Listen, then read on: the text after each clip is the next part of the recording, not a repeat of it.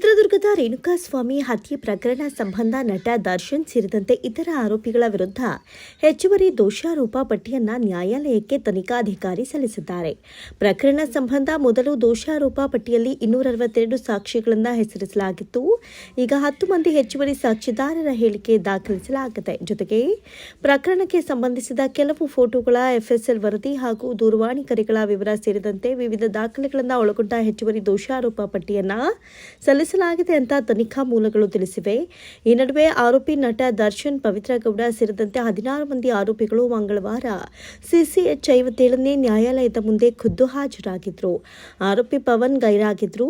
ಹಾಜರಾತಿ ದಾಖಲಿಸಿಕೊಂಡು ನ್ಯಾಯಾಲಯ ಜುಲೈ 10ಕ್ಕೆ ವಿಚಾರಣೆಯನ್ನ ಮುಂದೂಡಿತು. ಹಲವು ತಿಂಗಳುಗಳ ಬಳಿಕ ನಟ ದರ್ಶನ್ ಹಾಗೂ ಆಪ್ತ ಗೆಳತಿ ಪವಿತ್ರ ಗೌಡ ನಿನ್ನೆ ನ್ಯಾಯಾಲಯದಲ್ಲಿ ಮುಖಾಮುಖಿಯಾದರು. ರೇಣುಕಾಸ್ವಾಮಿ ಹತ್ಯೆ ಪ್ರಕರಣದಲ್ಲಿ ಒಟ್ಟಿಗೆ ಜೈಲು ಪಾಲಾಗಿದ್ದ ಇಬ್ಬರು ಆರೋಪಿಗಳು ಜಾಮೀನು ಪಡೆದುಕೊಂಡಿದ್ರು. ನಟ ಧನ್ವೀರ್ ಹಾಗೂ ಅಂಗರಕ್ಷಕರ ಜೊತೆ ನಟ ದರ್ಶನ್ ನ್ಯಾಯಾಲಯಕ್ಕೆ ಆಗಮಿಸಿದ್ರು. ಪವಿತ್ರ ಗೌಡ ತಮ್ಮ ವಕೀಲರ ಜೊತೆ ನ್ಯಾಯಾಲಯಕ್ಕೆ ಹಾಜರಾಗಿದ್ರು. ನಟ ದರ್ಶನ್ಗೆ 25 ವರ್ಷಗಳಿಂದ ಮೇಕಪ್ ಆರ್ಟಿಸ್ಟ್ ಆಗಿದ್ದಂತಹ ಹೊನ್ನೇಗೌಡ ಅವರು ನಿಧನರಾಗಿದ್ದಾರೆ. ಆಪ್ತ ಹೊನ್ನೇಗೌಡ ನಿಧನದ ಬಗ್ಗೆ ನಟ ದರ್ಶನ್ ಕಂಬನಿ ಮಿಡಿದಿದ್ದಾರೆ. ಸೋಷಿಯಲ್ ಮೀಡಿಯಾದಲ್ಲಿ ನಟ ಭಾವುಕವಾಗಿ ಬರೆದುಕೊಂಡಿದ್ದಾರೆ. 25 ವರ್ಷಗಳಿಂದ ನನ್ನೊಂದಿಗೆ ಕೆಲಸ ಮಾಡಿದ ಮೇಕಪ್ ಆರ್ಟಿಸ್ಟ್ ಹೊನ್ನೇಗೌಡ ಇಂದು ಅಗಲಿದ್ದಾರೆ.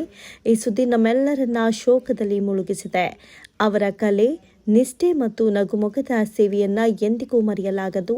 ಈ ದುಃಖದ ಸಮಯದಲ್ಲಿ ದೇವರು ಅವರ ಕುಟುಂಬಕ್ಕೆ ನೋವನ್ನು ನುಂಗುವ ಶಕ್ತಿ ನೀಡಲಿ.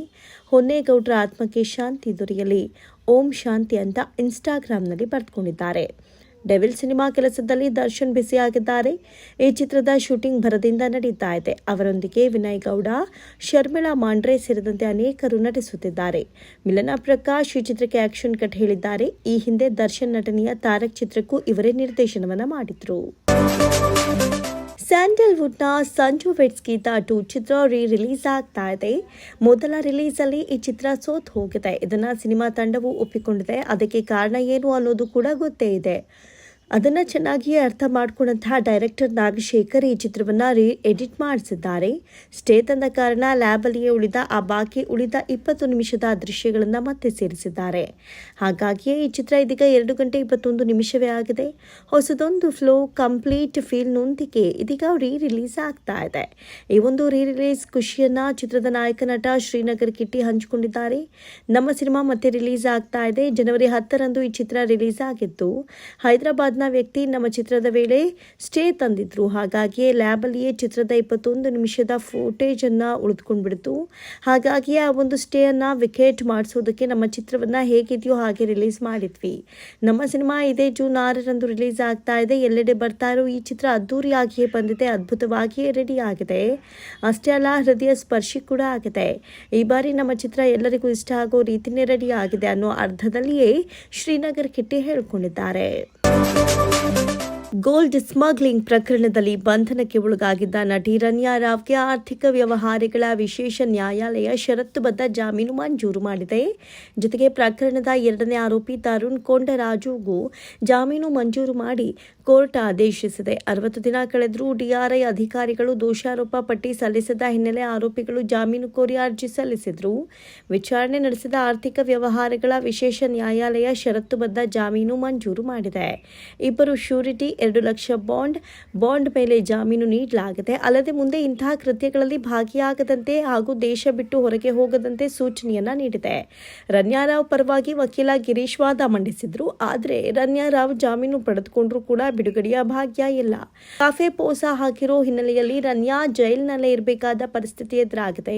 12 ಕೋಟಿ ರೂಪಾಯಿ ಮೌಲ್ಯದ 14 ಕೆಜಿ ಚಿನ್ನದ ಗಟ್ಟಿಗಳನ್ನು ದುಬೈನಿಂದ ಬೆಂಗಳೂರಿಗೆ ತಂದು ನಟಿ ರನ್ಯಾ ರಾವ್ ಬಂಧನಕ್ಕೆ ಒಳಗಾಗಿದ್ರು. ಈ ಹಿಂದೆ ಜಾಮೀನು ಕೋರಿ ಸಲ್ಲಿಸಿದ್ದ ಅರ್ಜಿಯನ್ನ ಹೈಕೋರ್ಟ್ ಮತ್ತು ಮ್ಯಾಜಿಸ್ಟ್ರೇಟ್ ಕೋರ್ಟ್ ತಿರಸ್ಕರಿಸಿತ್ತು. ಪ್ಯಾನ್ ಇಂಡಿಯಾ ನಟ ಜೂನಿಯರ್ ಎನ್ಟಿಆರ್ ಅವರಿಗೆ ನಿನ್ನೆ ಹುಟ್ಟುಹಬ್ಬದ ಸಂಭ್ರಮ. ಅಭಿಮಾನಿಗಳು ಈ ದಿನವನ್ನು ಅದ್ದೂರಿಯಾಗಿಯೇ ಸೆಲೆಬ್ರೇಟ್ ಮಾಡ್ತಿದ್ದಾರೆ. ಈ ವರ್ಷದ ಅವರ ಜನ್ಮದಿನವನ್ನು ಇನ್ನಷ್ಟು ಸ್ಪೆಷಲ್ ಆಗಿಸೋದಕ್ಕೆ ವಾರ್ 2 ಸಿನಿಮಾದ ಟೀಸರ್ ಅನ್ನು ಬಿಡುಗಡೆ ಮಾಡಲಾಗಿದೆ. ಇದನ್ನು ನೋಡೋದಕ್ಕೆ ಅಭಿಮಾನಿಗಳು ಸಖತ್ ಉತ್ಸುಕರಾಗಿದ್ರು. ಆದರೆ ಇಂದು ವಾರ್ 2 ನೋಡಿದ ಜೂನಿಯರ್ ಎನ್ಟಿಆರ್ ಅಭಿಮಾನಿಗಳಿಗೆ ಬೇಸರವಾಗಿದೆ. ಯಾಕಂದ್ರೆ ಈ ಟೀಸರ್ನಲ್ಲಿ ಜೂನಿಯರ್ ಎನ್ಟಿಆರ್ ಅವರಿಗಿಂತಲೂ ಹೃತಿಕ್ ರೋಷನ್ ಪಾತ್ರವೇ ಹೆಚ್ಚು ಹೈಲೈಟ್ ಆಗಿದೆ. ವಾರ್ 2 ಸಿನಿಮಾದ ಟೀಸರ್ ಬಿಡುಗಡೆಯಾದ ಕೆಲವೇ ಗಂಟೆಗಳಲ್ಲಿ ವಿಚಾರದಲ್ಲಿ ಸೋಷಿಯಲ್ ಮೀಡಿಯಾ ಮೂಲಕವೇ ಕೆಲವರು ಅಸಮಾಧಾನವನ್ನು ವ್ಯಕ್ತಪಡಿಸುವುದಕ್ಕೆ ಆರಂಭಿಸಿದ್ದಾರೆ. ಮುಖ್ಯವಾಗಿ ಜೂನಿಯರ್ ಎನ್ಟಿಆರ್ ಅವರ ಲುಕ್ ನೋಡಿ ಫ್ಯಾನ್ಸ್ಗೆ ನಿರಾಸೆ ಆಗಿದೆ. ಅಲ್ಲದೆ ಇಡೀ ಟೀಸರ್ನಲ್ಲಿ ಹೊಸತನದಿಂದ ಕೂಡಿದ ಯಾವುದೇ ದೃಶ್ಯಗಳು ಕಾಣಿಸಿಲ್ಲ. ಹಾಗಾಗಿ ಟ್ರೋಲ್ ಮಾಡಲಾಗ್ತಾ ಇದೆ.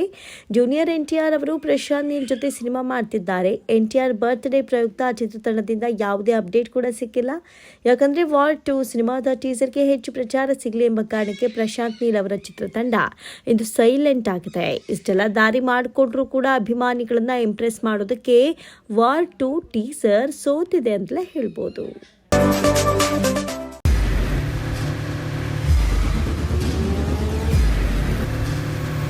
ಪ್ರಜಾಮಾರ್ಗ ನ್ಯೂಸ್, ಇದು ಜನಸಾಮಾನ್ಯರ ಧ್ವನಿ. ನಮಸ್ಕಾರ. ನೀವು ನೋಡ್ತಾ ಇದ್ದೀರಾ ಪ್ರಜಾಮಾರ್ಗ ನ್ಯೂಸ್. ರಾಷ್ಟ್ರದ ರಾಜ್ಯದ ರಾಜಕೀಯದ ಬಗ್ಗೆ ಹೆಚ್ಚಿನ ಸಿನಿಮಾ ಅಪ್ಡೇಟ್ಗಳಿಗಾಗಿ ಫಸ್ಟ್ ಲೈಕ್ ಮಾಡಿ, ಸಬ್ಸ್ಕ್ರೈಬ್ ಆಗಿ, ಹಾಗೆ ಫಾಲೋ ಕೂಡ ಮಾಡಬೇಕು.